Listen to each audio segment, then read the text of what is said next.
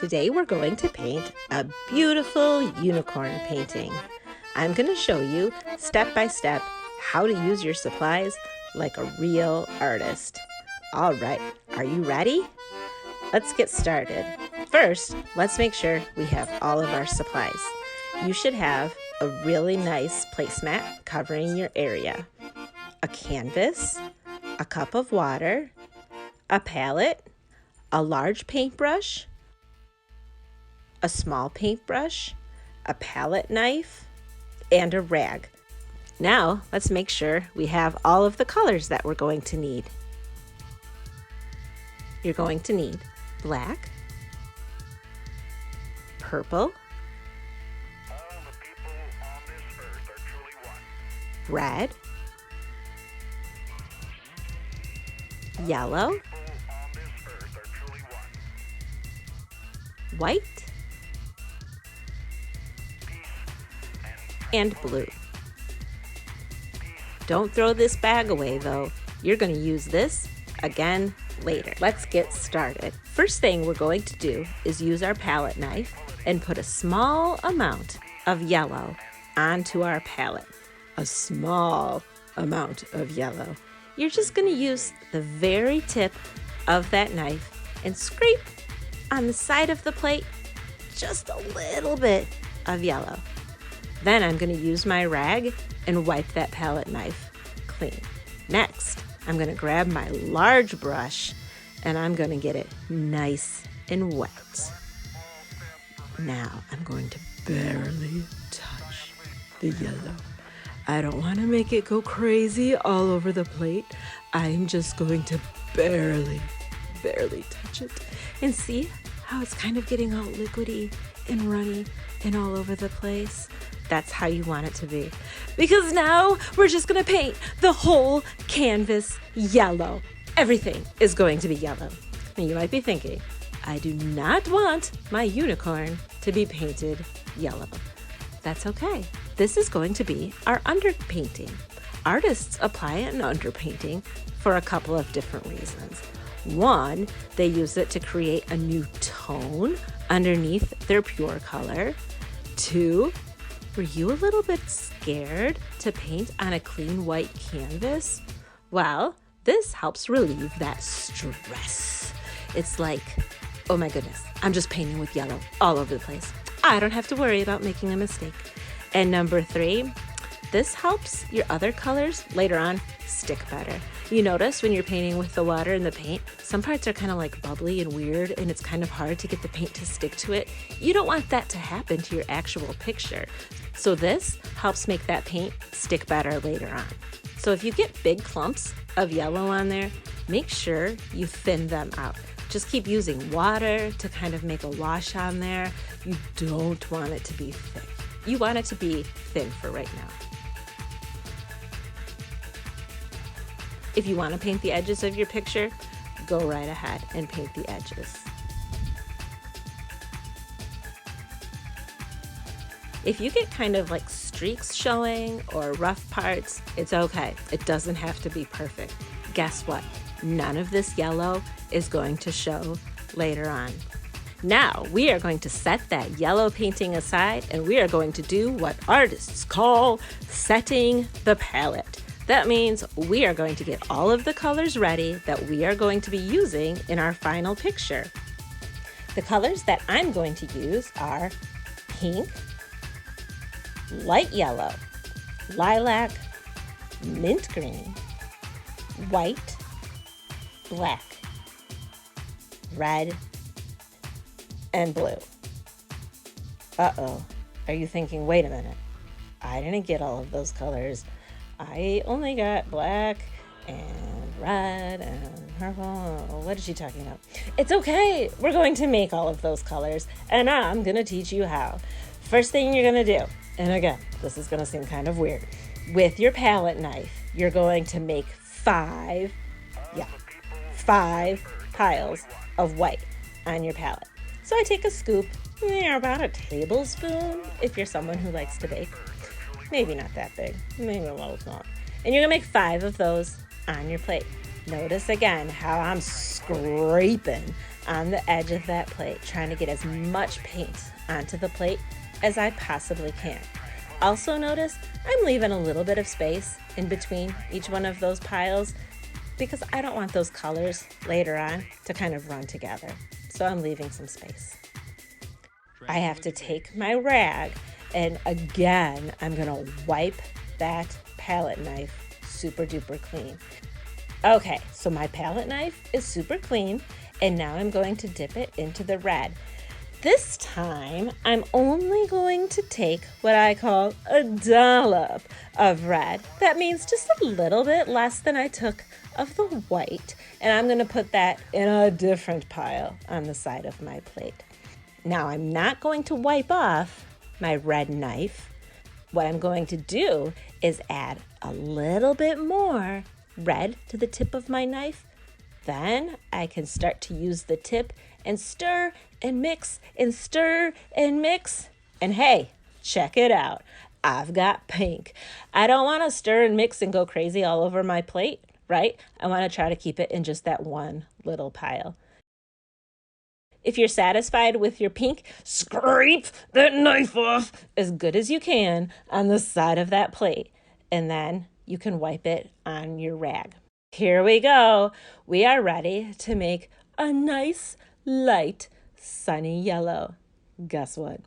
With your clean knife, you do the same thing. You take a little bit of yellow out of your yellow cup, scrape it on top of your next white pile, and then stir and mix and mix and stir with the tip of your palette knife. Do you have a nice, pretty, light yellow now? Good. Scrape off that knife as good as you can. Wipe it clean. This one is going to be super pretty. We're going to make lilac. So what you're going to do, oh my gosh, wait a minute. This seems like something we totally just did.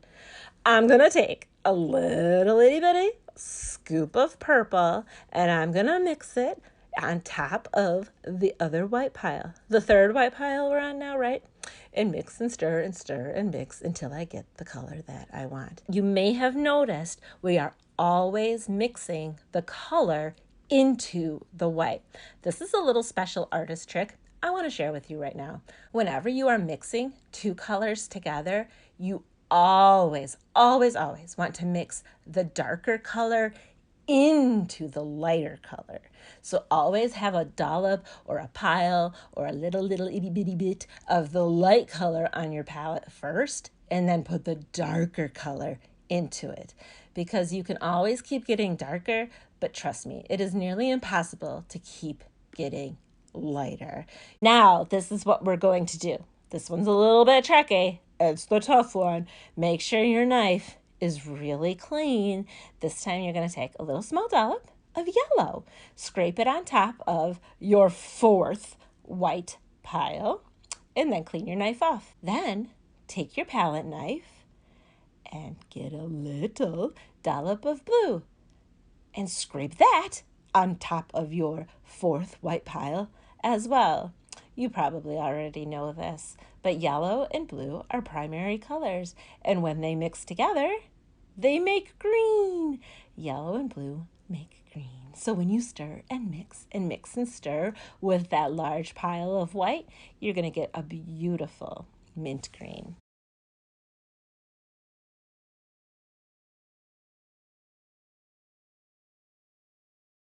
Now you might be thinking, why do I have this other pile of white on my plate? You're going to use that later on. The reason it's there is so that we don't contaminate the rest of the white in our jar. Make sure that palette knife is nice and clean. That looks like a pretty nice palette. I think we are ready to draw our unicorn. Go ahead and get your yellow canvas back. Does it still feel kind of wet? You can use your rag and kind of soak up any little puddles that might still be on it, but don't worry, it won't hurt anything. Remember that pile of watered down yellow? We are going to use that to draw. It's a lot easier than using pencils. You'll see What you're going to do first is draw an oval. Oh no, oh, that's not the shape that I wanted. Guess what? I can take my large brush and just kind of wash it away. See how it blends in with the background? It's still a little too wet. I'll just use my rag and I can wipe up those little puddles. Here I go. I'm gonna try it again. I'm gonna draw a nice yellow oval right here on my yellow canvas. Again, in yellow only. This time I'm going to draw the snout and the eyes. The snout is a rainbow and the eyes are like U's. I'm making my unicorn sleeping. You could make the eyes any shape you want. Do you want your unicorn awake or with big bright circle eyes? I'm going to make my nostrils hearts. You can make yours rainbows. If you notice that the yellow paint on your lines is a little bit gloppy and you're getting these big chunks of yellow and these super thick, chunky yellow lines, you might want to stop using so much paint. It should be pretty pale on there. Let's move on to the ears. The ears and the horn are basically triangle shapes. Look at this. So I'm starting going down like I'm going to draw a triangle, and I'm starting going down like I'm going to draw a triangle, and then I go to one side and I go, oh, I make a bulge. And I go back to the other side and oh, I make a bulge. And then the horn is just a triangle. This is the front view of a unicorn, so we're going to add some shoulders. I'm starting at the snout line and then just making like a rainbow shape again. Finally, once again, with the very tip of my yellow paintbrush, I'm going to draw the beautiful flowy mane. It should overlap part of the horn. Isn't that great? Fine acrylic artists will use neutral colors for their underpaintings, usually a yellow ochre color or a burnt umber. Make sure your large brush is clean and dry. Take your brush for a walk at the bottom of your water cup. That just means that I'm pretending like I'm painting the bottom of the water cup. And then I dry it by pinching it and squeezing it really good into the rag. Pro tip. The water is not actually cleaning your brush. Guess what's cleaning your brush? The rag. We are going to start by painting our background blue. You can use whatever color you'd like. We start with the background because that's probably what's the most dry right now. Our yellow lines are going to need a few minutes to dry. I'm getting as close to those yellow lines as I possibly can and filling in with blue solid color. If it mixes with the yellow a little bit and I can see a little bit of green, I'm not even going to worry about it.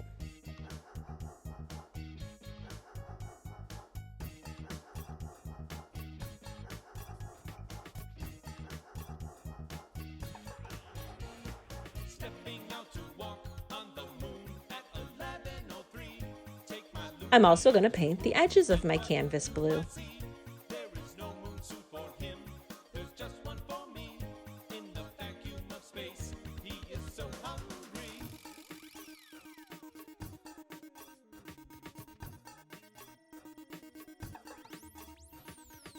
When you are painting with acrylic paints, you should always work large to small. The next largest area is the fur.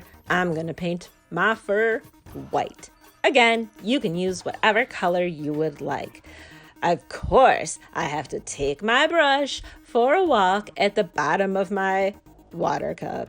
Since I just used blue, I want to make sure that my fur doesn't look blue, so I am really making sure that it is rinsed and pinched and squeezed and pinched and squeezed dry. Don't pull on the bristles because you might break your brush. Pinch and squeeze only. So remember that little extra pile of white on your plate, just in case your brush wasn't that clean. you don't have to ruin the paint in your jar. So I get, again, as close to my other lines as I can, and I'm painting all of that fur white. I might accidentally paint over my eyes. I might accidentally paint over part of my snout. It's okay if those things happen. Just do the best that you can. Oh, this part's a little tricky. The parts of my ears are fur. Oh no, did you see what happened there? I touched the blue. Okay, so I'm gonna just wipe it on my rag. Get a little bit more white. Oh no. Oh, it's still kind of mixing. Okay, wipe it off. Maybe I can try it. Oh no, it just keeps happening. Oh no, you know what I'm gonna do? I'm just gonna wait until that dries and I'll see if I can cover that part up later. Now, if you accidentally covered up your eyes and things at this point, you will be super tempted right now to start tracing things in black because it gets a little frustrating that you can't see all of those beautiful details that you already drew. Oh my gosh, don't! Whatever you do, don't get any black paint out right now because it will start to smear and oh my gosh, just don't do it. Don't go anywhere near the black. Okay. Did you hear me? Don't go anywhere near the black until the very, very, very end. That's the last thing we do. Oh, just trust me, no black. Now I'm switching to my small brush. So my next part is my snout. And I'm going in with the pink, and I want to be kind of careful with my details. I don't want to touch the blue or the white paint because I already painted that and it'll kind of start to mix. So just be very, very careful going around your small details. I'm using my pink on my snout and on my ears. Wash your brush off by taking it for a walk at the bottom of your water cup. Pinch dry, pinch dry, pinch dry, pinch dry. Now we are ready for all those pretty pastels. I'm going to use a combination of that really light yellow, the beautiful mint green, and that gorgeous lilac on my palette to paint the swirly, pretty mane on my unicorn. Between each color, I'm going to take my brush for a walk at the bottom of the water cup and pinch dry, pinch dry, pinch dry, pinch dry.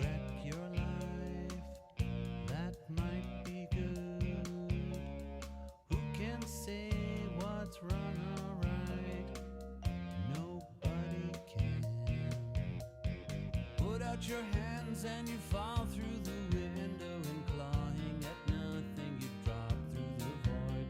Your terrified screams are inaudible, drowned. Doesn't that mane look so pretty? I'm washing that brush again and I'm gonna paint those itty bitty little nostrils with the red. Now that you've finished painting all of the shapes with color, it's a great time to go back and fix up any of those parts where maybe you blended a couple of the colors on accident, or you need to paint over something that made a little mistake before you do the last step. Like I said before, acrylic paints dry pretty quickly, but take your time washing and drying your brushes, making sure your palette knife is clean before you do this next step. Maybe go take a little break, get some juice, grab a snack. Wash your hands before you do that though, because these are really nice acrylic paints and you don't want to get any of them in your mouth. The last thing we're going to do is the thing you've been waiting for. We are going to trace our unicorn in black. What I like to do is dip just the tip of my bristles into the little pile of black paint right from the cup. You might want to practice a little bit on your placemat using the very, very tip of your little skinny brush before you do this. Then I use just the tip of my brush to make a wispy thin line to trace some of the larger shapes and add some of those details. I like to go kind of fast on some of the big shapes so that it kind of looks dark to start and then gets lighter towards the end. So you're not making a super fat black line covering everything. It looks beautiful. I think I did a great job. Oh no, I mean I'm talking about your picture. I think you did a great job, but I want to see it. Make sure you post it on Instagram and hashtag it No corner suns, because I really would like to see it. All that extra paint you have, put it in your Ziploc bag. You can totally go paint another picture with it, whatever you want. It doesn't matter. It will last for a while.